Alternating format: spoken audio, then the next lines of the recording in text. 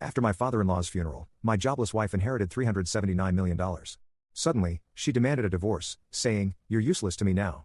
I replied, "Don't regret this later, lel." After the divorce, my father-in-law's lawyer burst into laughter at my ex-wife and said, "Have you read the will carefully?" My ex-wife turned pale. Chapter 1. The Funeral and the Fortune. The air at the funeral was heavy, not just with grief, but with the undercurrent of whispered calculations. My father-in-law, a self-made tycoon, had left behind an empire worth nearly $400 million. My wife stood by the casket with a solemn expression, but I'd been married long enough to know the difference between sorrow and anticipation. Her tears were for the cameras and the extended family. Her eyes gleamed with the weight of inheritance. A week later, the will was read. She inherited $379 million outright, no conditions, no delays, just instant power and wealth. That night, she didn't bother hiding her disdain anymore.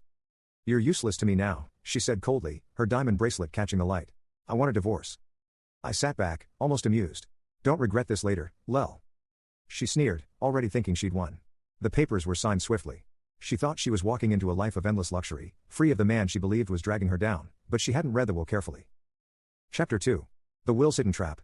The day of the divorce hearing was supposed to be her triumph. She walked into the lawyer's office draped in designer clothes, dripping with new jewelry, tossing her signature onto the final documents as if signing away 30 years of marriage meant nothing. When it was done, she leaned back in her chair with a smug little smile. "Finally, free and rich, just the way I deserve." But the father-in-law's lawyer didn't smile back. Instead, he opened a thick leather binder and cleared his throat. "Mrs. Collins, forgive me, but have you read the will carefully?" Her face faltered for the first time. "What do you mean? It said I inherited everything." The lawyer chuckled, shaking his head. "No, you inherited nothing by yourself. You and your husband were named as joint beneficiaries. The inheritance is held in a trust controlled by the marriage. By divorcing him, you forfeited your share entirely." The blood drained from her face. "That's not possible." The lawyer slid the binder toward her, pointing to the clause highlighted in neat red ink. "Your father wanted to ensure his fortune stayed within the family. It explicitly states that if the marriage dissolves, control of the trust defaults to his son-in-law alone." She gasped, clutching the edge of the table. Her diamonds and designer outfit suddenly looked like props from a bad play. The lawyer's eyes sparkled with amusement. "So, you see, Mr. Collins isn't leaving with nothing. You are." Chapter 3. Her desperate counterattack. The very next morning, my phone lit up with messages. She'd gone public, posts on social media carefully crafted to make herself look like the victim. "After 30 years of sacrifice, my husband left me penniless when I should have inherited my father's fortune. He manipulated the will. He betrayed me." Hundreds of her friends and distant relatives piled into the comments with pity. Some even spat venom my way, calling me a thief. But I didn't answer. I didn't need to. The legal fight. Within days, she filed an appeal, hiring an expensive new lawyer who promised her the clause could be interpreted differently. But the will was ironclad, her father's lawyer had drafted it himself, and every line was airtight. The court dismissed her appeal in less than 15 minutes. The emotional manipulation. She tried the children next, late-night texts, sobbing phone calls, begging them to talk to me and convince me to share. But they already knew the truth, that she'd kick me aside the moment she thought she no longer needed me. My daughter sent her one text back: "You had dad, you had us. You chose greed instead. Don't call again." My ex-wife turned pale. The public shaming. With the legal route blocked and her family refusing to shield her, she tried the court of public opinion. She organized a dinner with some of my father-in-law's old business associates, spinning the story of her cruel husband who tricked her out of her rightful inheritance. What she didn't know, the lawyer had already briefed them. They knew the truth, that she'd inherited nothing the moment she filed for divorce.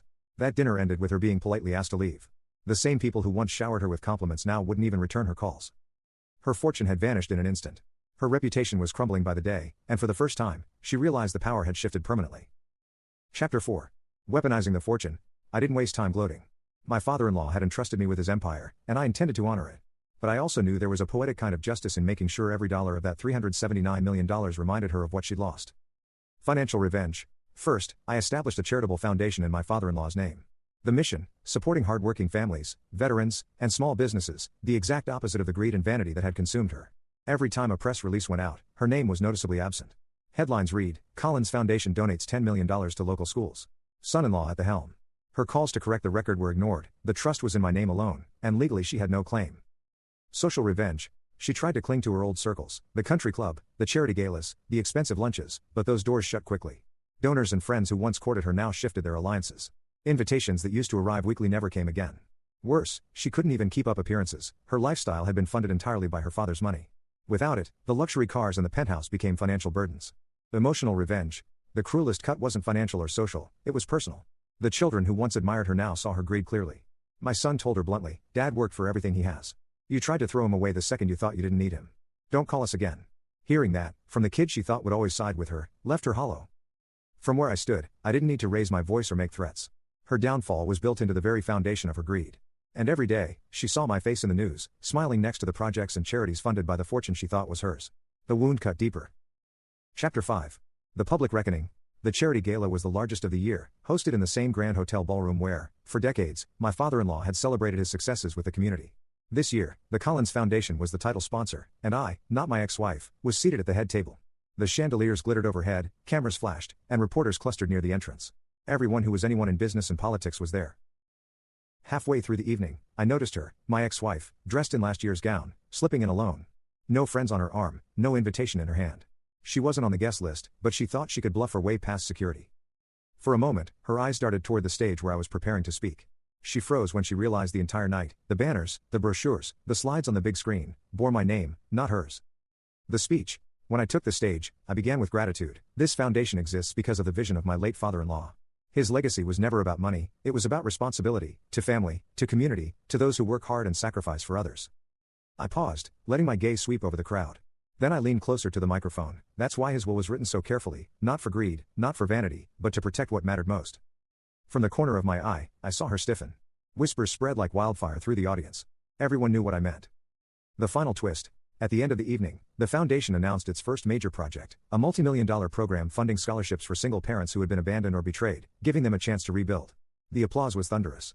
Cameras flashed again, and in the back of the room, my ex-wife turned pale, because she realized in that moment, every dollar she thought she'd stolen was now being used to help people she'd always looked down on. The walk out. As the night ended, I walked past her without slowing. She tried to speak, her lips trembling, but I didn't break stride. The crowd parted for me, reporters snapping photos, allies shaking my hand. Behind me, she stood alone, ignored, irrelevant. The same words she had once said to me echoed in my mind, and I smiled quietly to myself, "You're useless to me now." But this time, it was the truth. And it was her turn to live with it. Epilogue. A year later, 1 year passed, and the world could not have been more different for the two of us. Her life, the tabloids that once printed her gala photos now ran exposés about her fall from grace. Collins squanders inheritance, loses everything in divorce. Her so-called friends had abandoned her long ago. Without money to maintain her lifestyle, she was forced to sell off her jewelry, then her cars, and finally the penthouse itself. By the end of the year, she was renting a cramped apartment on the outskirts of the city, working part-time just to keep the lights on. When she tried to claw her way back into society, she was met with cold shoulders. To the circles she once adored, she no longer existed. Your life, meanwhile, the foundation thrived. The projects you launched, scholarships, veteran housing programs, small business grants, all bore the Collins name, but with your face beside it. Your children, once caught in the middle, now stood proudly with you at events, introducing you as their father, not as her ex.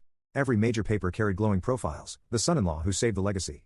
The contrast couldn't have been sharper, you, thriving at the center of influence and respect, her, fading quietly into irrelevance. The final encounter. It happened by accident, almost like fate. You ran into her at a quiet coffee shop one rainy afternoon. She looked smaller, older, her once perfect hair tied back, a second-hand coat draped over her shoulders. For a moment, her eyes lit up, hope, desperation, maybe even the urge to beg. But you simply gave a polite nod and walked past her, not breaking stride, because the truth was undeniable. She had once told you, "You're useless to me now." But in the end, it was she who had become useless to everyone. And that was the most poetic revenge of all. Was this revenge perfectly justified? Tell us what you think about this story in the comments below. Like the story if you think this revenge is justified. Share it with someone who needs this energy, and subscribe.